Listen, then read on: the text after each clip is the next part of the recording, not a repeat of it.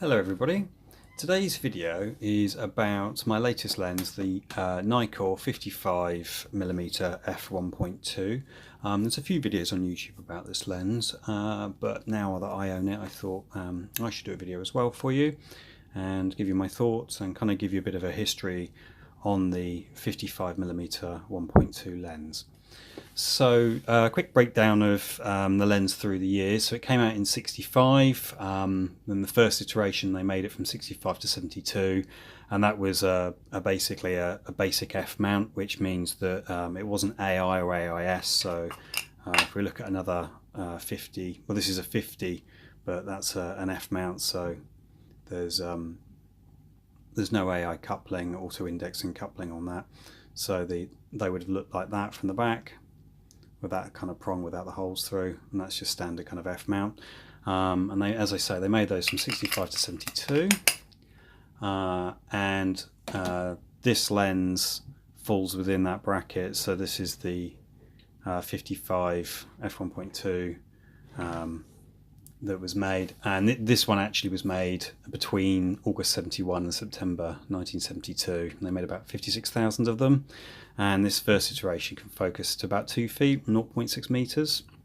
Okay, then along came the in 1972 to 74 the next kind of version of this lens, again standard F mount. There was no AI or AIS, and that was called the Nikkor, instead of Nikkor S, which is what you've got here, the S, which I think that means basically there was like a single coating on the rear element.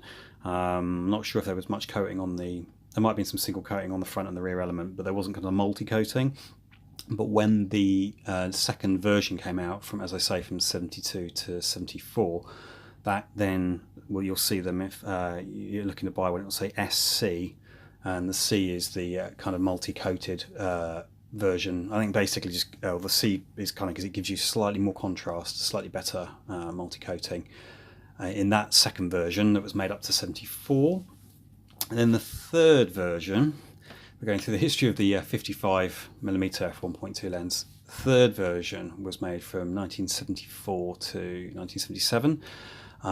Again, F mount. You know, these first three versions, they weren't made with an AI or an AIS coupling on them. They were just the bog standard kind of F mount.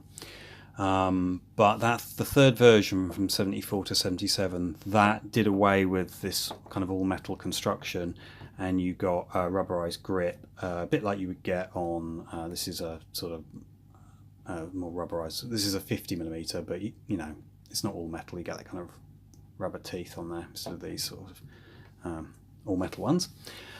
Some call that the kind of K mount. The K version. So you had the S, then the SC, then the third version is the K. Again, all three versions F mount, and that ends on 1977 with the rubber grip. That one could focus a little bit closer, 1.6 feet or 0.5 meters, a little bit closer than the first two versions, and this being kind of first version being an S. And then 77 to 78, they took that third version, the one with the rubber grip, and they basically just updated it between 77 and 78. So it had AI coupling, which meant that if we look at this lens here, this is just another 50. This has got AI coupling, so it's basically got a bit cut out, and it couples on here like this. So around there, rather than your basic F mount, which doesn't have that. It's just smooth all the way around. So then that was 77 to 78, you got that AI version, auto indexing version. Otherwise, basically it's the same with this as the previous version. So that was the four versions really. But what's good is that the first three versions, although those were your bog standard F mount with no AI coupling, you can convert them. People convert. You can still send them off, and there are people out there that will convert them. They'll cut out that section for you, so that they'll be AI converted. Or you, if you're lucky on eBay, you'll see them like this one, where it was AI converted at the time. So if I just take the lens off, so this will have been AI converted by Nikon. You can see it's got the proper, this bit, the old one would have been taken off, this would have been put on. It's got the little numbers there like that, and it's got the proper prong and everything like that. So then that means that this will work basically with pretty much any camera, or any kind of film camera that was made, and with most modern Nikon cameras as well, as long as it can couple with the prong.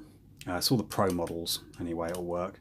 So if I pop that back on, oops, trying to do this whilst recording at the same time is sometimes a bit tricky. So yeah, so that was a kind of breakdown of the history of it. They made about 210,000 55mm f1.2s across the 4 versions.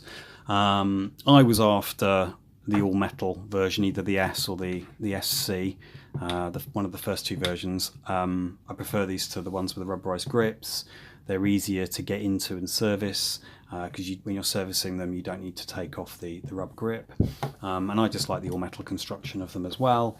In a previous video I was kind of talking about my favourite lens being the 50mm f1.4, so I was kind of after a faster lens. I thought that would be quite nice, kind of get that into the collection, and I enjoy using this lens a lot, so I was kind of always keeping an eye out for a 55mm f1.2.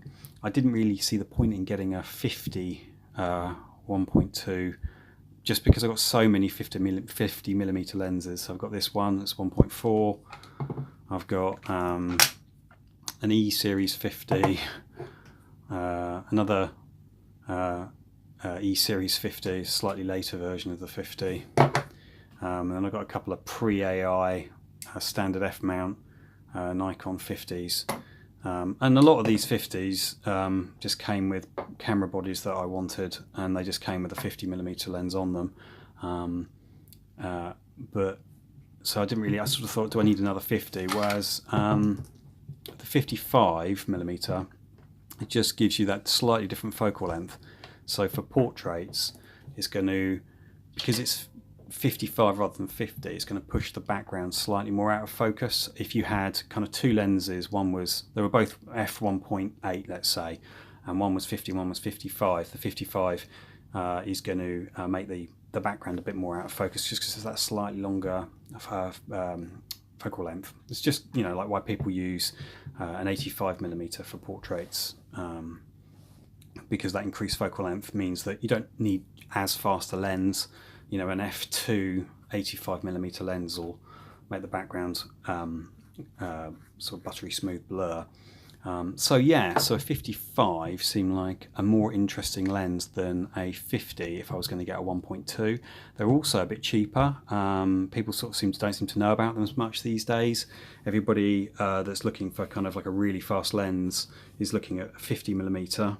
Nikon's fastest lenses that they've ever made have all been 1.2. They haven't made anything faster than a 1.2. So the kind of 3 focal lengths you can get in is a 50mm, as I say, which was made from 78 till today. You still get brand new manual focus AIS 50mm lenses made by Nikon, still the fastest lens they make.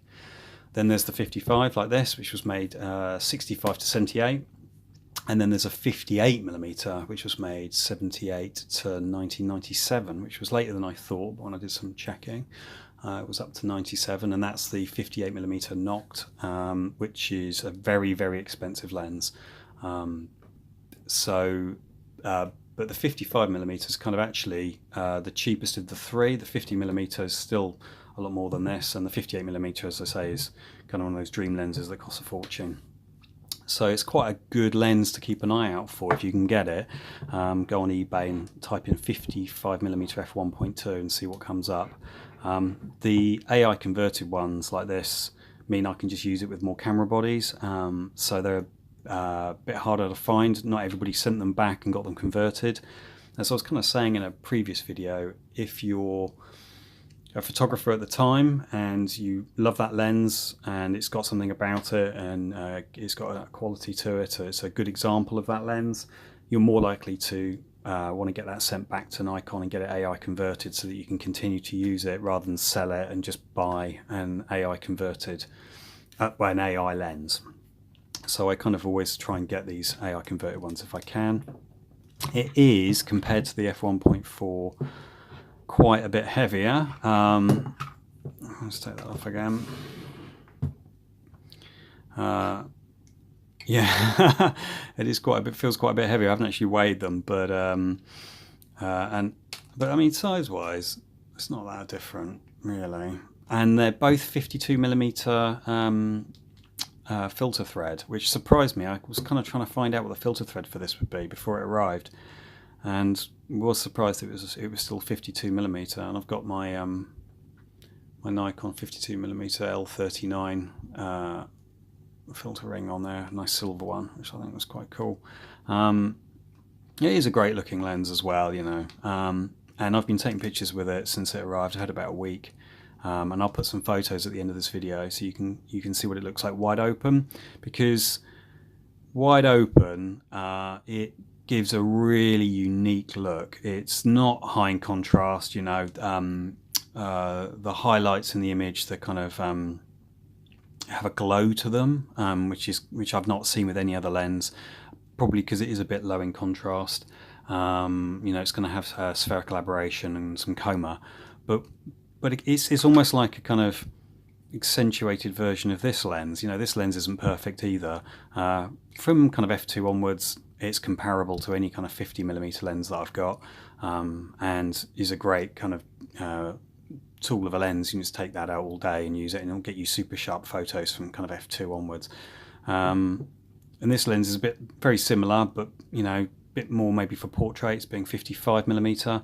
And again, from f2 onwards, absolutely fantastic, comparable to this, or you know, another sort of, or say a 50mm. But that f1.2 to kind of f2 is where this lens is got this really unique look that it gives you with portraits, and that might not be to everyone's taste. If you're after a really sharp lens at f1.2, this isn't it. You do get some sharpness in the center, and it's very shallow depth of field, obviously, at f1.2. If you wanted a sharper lens at f1.2, then you want to get the 50mm, like a modern 50mm made by Nikon, or if you can afford it, the 58mm. But I kind of got this because I just wanted something that would have a bit of a unique character to it when I shoot at f1.2, and I wanted to try out 55mm as a focal length because it's a bit different. You're always going to get a little bit of dust inside with older lenses, but this lens is pretty good. There's like only one or two specks, and it focuses fairly smooth. So I'm really happy with it, and it wasn't hugely expensive. It was about the same price as one of these, a little bit more, but yeah, that was kind of it. I'm using it at the moment though, just to wrap up, kind of on my f2 with the DE1 finder that's just been serviced, and I'm also using it on my Fuji X-T1. So any Fuji users following this channel, I'm using it on here all the time with this focal reducer. This weekend I've been out with this lens, trying to get these lenses on whilst recording videos. There we go. And the focal reducer reduces it so that if you haven't watched one of my other videos, so if I just put this on the straight adapter, this would be more kind of like a 90mm or an 85mm lens. But with the focal reducer, basically it's meant to make it back to the focal length it would be if it was on a full frame camera, but actually a little bit more. So this will take a 55 and make it somewhere between 50 and 55. It'll focal reduce it probably to sort of 52 on this body because of the focal reducer, and because the elements in the focal reducer are channeling the light down to a smaller sensor. It basically increases the speed of the lens, so it'll actually make it faster than f1.2. It'll make it like a kind of f1.1. So it's been really interesting, kind of good fun taking this lens out and taking portraits with it and focusing on things really up close to see just how shallow you can get the depth of field, and and the kind of unique look that this lens gives you. So it's kind of almost a bit of an art lens from 1.2 to a sort of f2, and then, as I say, from f2 onwards it's kind of your standard lens. I think if you own a few 50mm lenses and you've got an f1.4, and you know, it's not a lens you need, it's more a lens that you'll get if your gear acquisition syndrome is slightly out of control and you kind of want to try something a bit different that's you know, a different focal length than your standard 50. And I'm really loving the photos I'm getting out of this. Actually, I like how versatile it is, that I can switch between having this kind of dreamy look to photos at f1.2, and then I can just crank it to f2, f2.8 onwards, and suddenly it's like a really just stock sharp lens that I can use for anything. But having that ability to just quickly dial it down to f1.2 and just get these really unique looking photos is good fun. And I just thought I'd do a video about it because I think the 55mm f1.2 is less known than the 50. So that was my quick review. If you're liking these videos, follow me and like and share, and I'll keep making more. Thank you very much.